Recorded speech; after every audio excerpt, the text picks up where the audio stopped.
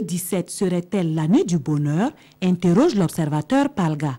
Une question légitime pour ce journal après le point de presse du Premier ministre dénommé Tribune de la Primature. Ce face à la presse avait pour objectif le rappel de certaines actions fortes posées en 2016 et l'énumération de quelques réalisations qui verront le jour en 2017, rapportent les journaux.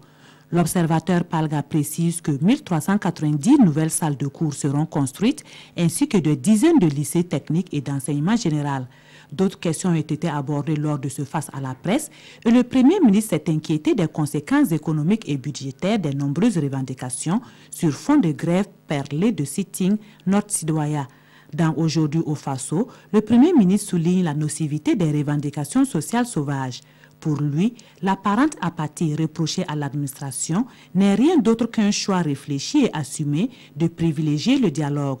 Mais le ton sera haussé si les revendications en viennent à menacer la continuité même de l'État, affirme Paul Kabatieba dans Sidoya. Autre sujet d'actualité, l'attaque djihadiste au Mali. Les quotidiens reviennent sur les faits et posent la problématique de la sécurité des territoires. Sidoya explique que c'est le 18 juin en fin d'après-midi que des hommes armés ont attaqué le campement de Kangaba à Bamako, un site prisé par les touristes occidentaux. Depuis lors, le bilan n'a cessé de changer, poursuit ce journal. Mais que faire pour mettre fin à ces attaques, interroge l'Express du Faso, qui constate que la méthode employée au Mali, à Londres comme au Burkina est inefficace. Et 2 ans après la signature de l'accord d'Alger, la paix reste encore un mirage, voire une arlésienne au pays d'Ibeka, écrit Le Pays. Pour ce journal, Ibeka doit retrousser les manches de ses boubous, car il faut que les lignes bougent.